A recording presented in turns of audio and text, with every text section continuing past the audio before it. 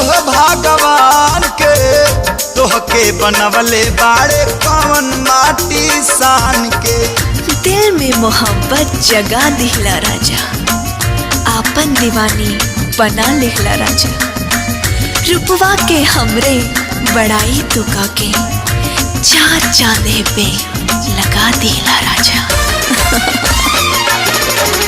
करिले शुक्रिया हम ओह भगवान के तोहके बनवले बाड़े कौन माटी सान के।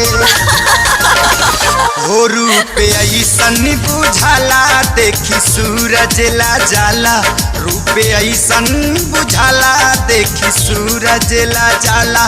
जैसे चंदा उगल दरिया में दिल भाइल दीवाना।